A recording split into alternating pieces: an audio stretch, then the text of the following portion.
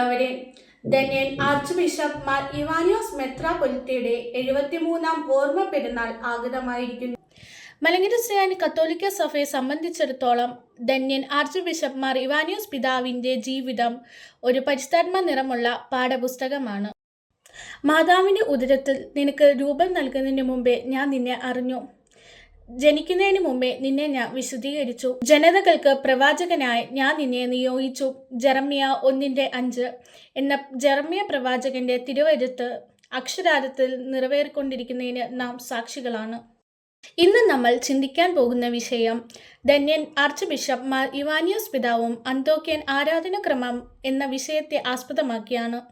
നമുക്കെല്ലാവർക്കും അറിയാവുന്നതുപോലെ 1930-ലെ പുനരൈക്യത്തിനു ശേഷം മലങ്കര സുറിയാനി കത്തോലിക്ക സഭയുടെ നയാത്മിക ഘടനകൾ രൂപപ്പെടുത്തുന്നതിനോടൊപ്പം തന്നെ തനതായ ആധ്യാത്മിക പാരമ്പര്യങ്ങളും ആരാധനാ പാരമ്പര്യങ്ങളും സുറിയാനി പാരമ്പര്യങ്ങളും അന്ത്യോക്യൻ ആരാധനാ സവിശേഷതകളും ശുദ്ധമായി കാത്തുപരിപാലിക്കാൻ അതീവ ശ്രദ്ധ ചെലുത്തിയിരുന്ന പിതാവാണ് ധന്യൻ ആർച്ച് ബിഷപ്പ് മാർ ഇവാനിയോസ് പിതാവ്. ലേഖനങ്ങളിൽ ഈ കാര്യത്തെപ്പറ്റി സൂചിപ്പിക്കുമ്പോൾ പലപ്പോഴും അദ്ദേഹം ഉപയോഗിച്ചിരുന്ന ഒരു വാചകം ഇങ്ങനെയാണ്: ഇത്രയും പ്രധാനമായ ഒരു വിഷയത്തിൽ ബഹുമാനപ്പെട്ട വൈദികരും പട്ടക്കാരും അതീവ ശ്രദ്ധ ചലിക്കണമെന്ന് അദ്ദേഹം താൽപ്പര്യപ്പെട്ടു. ഐക്യത്തിന് ശേഷം 1934 ഡിസംബർ 15 പുറത്തിറക്കിയ ഇടയലേഖനത്തിൽ ആത്മീയ കാര്യങ്ങളും കൂദാശകളും പരികർമ്മം ചെയ്യുവാൻ അക്കാലത്ത് സ്ഥലസൗകര്യങ്ങൾ ഇല്ലാതിരുന്ന സമയത്ത് എങ്ങനെയാണ് ഒരിക്കലും മുടക്കം വരാതെ നടത്തിയിരുന്നത് എന്ന് അദ്ദേഹം വിശദമായി സൂചിപ്പിക്കുന്നു. 1930 പുനരൈക്യത്തിനു ശേഷം 1953 കാലം ചെയ്യുന്നവരെയുള്ള ഇടയലേഖനങ്ങൾ ജാഗരൂകനായ അജപാലകൻ എന്ന പേരിൽ തയ്യാറാക്കിയിട്ടു. ഈ ഇടയലേഖനങ്ങളിലൂടെ പിതാവ് അന്ത്യോക്യൻ ആരാധനാക്രമം എങ്ങനെ മനസ്സിലാക്കുന്നു എന്നും അതിനെ എങ്ങനെ പരിപോഷിപ്പിക്കുന്നു എന്നും വ്യക്തമാക്കുന്നു. 1936 ജനുവരി 1 പുറത്തിറക്കിയ ഇടയലേഖനത്തിൽ വിശുദ്ധ കുർബാന, മാമോദീസ, വിശുദ്ധ കുംഭസാരം, വിവാഹം, യാമപ്രാർത്ഥന, ഉപവാസം, നോമ്പുകൾ, വസ്ത്രധാരണം എന്നിവയെക്കുറിച്ചും അവരുടെ അനുഷ്ഠാനങ്ങളെപ്പറ്റിയും വിശദമായി സൂചിപ്പിച്ചിട്ടുണ്ട്. വിവിധ ഇടയലേഖനങ്ങളിൽ പ്രാർത്ഥനയുടെ ആവശ്യകതയെപ്പറ്റിയും പ്രത്യേകിച്ച് 7 യാമപ്രാർത്ഥനകളുടെ പ്രാധാന്യവും വിശദീകരിച്ചിട്ടുണ്ട്. വചനപരമായ കാര്യങ്ങളുടെ പ്രാധാന്യം പറയുക മാത്രമല്ല, പിതാവ് തൻ്റെ ജീവിതത്തിൽ അത് പ്രാവർത്തികമാക്കുകയും ചെയ്തിട്ടുണ്ട്. കുർബാന അധിഷ്ഠിതമായ ജീവിതമാണ് അദ്ദേഹത്തിൻ്റേത്.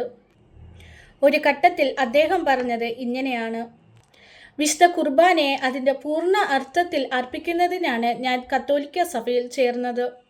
വിശുദ്ധ കുർബാനയിൽ ദൈവത്തെ കണ്ടുമുട്ടുവാനും അത് അനുഭവിക്കുവാനും ഉള്ള ഒരു വേദിയാണ്. അതുകൊണ്ട് പ്രാർത്ഥനയും ആരാധനയും ഒരിക്കലും മുടക്കരുത് എന്ന് അദ്ദേഹം നിരന്തരം ഓർമ്മിപ്പിക്കുന്നു. പ്രാർത്ഥന നമ്മുടെ ആത്മീയ വളർച്ചയെ സഹായിക്കുന്നു. പ്രാർത്ഥനയിൽ ആനന്ദവും സന്തോഷവും അനുഭവിക്കുന്ന അദ്ദേഹം സങ്കീർത്തനം 51 പറയുന്നത് പോലെ ആനന്ദവും സന്തോഷവും കൊണ്ട് എന്നെ തൃപ്തിയാക്കണമേ എന്ന് ആത്മീയ അനുഭവം ജീവിതത്തിൽ പ്രകടമാക്കി. പ്രാർത്ഥന നമ്മെ സ്വർഗത്തിലേക്ക് നയിക്കുന്നു. സ്വർഗമാണ് നമ്മുടെ ലക്ഷ്യം. അതിനാൽ ജാഗ്രതയോടും ഭക്തിയോടും കൂടെയുള്ള പ്രാർത്ഥന ജീവിതത്തിൽ അനിവാര്യമാണ്. ഇവാനിയോസ് പിതാവിൻ്റെ ആത്മീയ ദർശനങ്ങളിലും സഭാനവീകരണ പ്രവർത്തനങ്ങളിലും അന്ത്യോക്യൻ ആരാധനാക്രമം അതീവ സ്ഥാനമുണ്ടായിരുന്നു. ആരാധനാക്രമം വെറും ചടങ്ങുകളല്ല, മറിച്ച് വിശ്വാസ ജീവിതത്തെ രൂപപ്പെടുത്തുന്ന ആത്മീയ വിദ്യാലയമാണെന്ന് അദ്ദേഹം പഠിപ്പിച്ചു. മാർ ഇവാനിയോസ് പിതാവ് മലങ്കര സഭയുടെ പാരമ്പര്യവും അന്ത്യോക്യൻ ആരാധനാക്രമത്തിൻ്റെ ആത്മീയ സമ്പത്തും സംരക്ഷിച്ചുകൊണ്ട് കത്തോലിക്ക സഭയുമായുള്ള പൂർണ്ണ കൂട്ടായ്മയ്ക്ക് നേതൃത്വം നൽകിയത്. അദ്ദേഹം പലപ്പോഴും ഊന്നി പറയാറുള്ളത് ആരാധനയിൽ പങ്കുചേരുന്ന വിശ്വാസികൾ കുർബാനയിലൂടെ ക്രിസ്തുവുമായി ഐക്യപ്പെടുകയും തുടർന്ന് സമൂഹത്തിലേക്ക് സുവിശേഷ സാക്ഷികളായി ഐക്യപ്പെടുകയും ചെയ്യുന്നു എന്ന സത്യമാണ്. തന്നെ അദ്ദേഹത്തിൻ്റെ ജീവിതത്തിലും പ്രവർത്തനങ്ങളിലും അന്ത്യോക്യൻ ആരാധനാക്രമം ശക്തമായി നിലകൊണ്ടു. ിൽ നിന്ന് പ്രേഷിതത്തിലേക്ക് എന്ന മാറിവാനിയസ് പിതാവിൻ്റെ ജീവിത സന്ദർശനം അന്ത്യോക്യൻ ആരാധന പാരമ്പര്യത്തിൻ്റെ സാരാംശത്തെ തന്നെ പ്രതിഫലിപ്പിക്കുന്നു. പിതാവ് നൽകുന്ന സന്ദേശം ഇങ്ങനെയാണ്: നിങ്ങൾ കത്തോലിക്കരായി തീരുന്നതിൽ അഭിമാനം കൊള്ളണം. നിങ്ങളുടെ ജീവിത വിശുദ്ധി മറ്റുള്ളവർക്ക് മാതൃകയായിരിക്കണം. ഓരോരുത്തരും മിശിഹായുടെ പ്രതിബിംബമായി തീരുവാൻ പരിശ്രമിക്കണം. ഇന്ത്യൻ മാറിവാനിയസ് പിതാവിൻ്റെ മാധ്യസ്ഥം അപേക്ഷിക്കും. അദ്ദേഹത്തിൻ്റെ പ്രാർത്ഥനയും സുറിയാനി ആരാധന പാരമ്പര്യവും നാം കാത്തു സൂക്ഷിക്കുവാനും അത് ജീവിതത്തിൽ നടപ്പിലാക്കുവാനും ദൈവം നമ്മെ ഓരോരുത്തരെയും സഹായിക്കട്ടെ.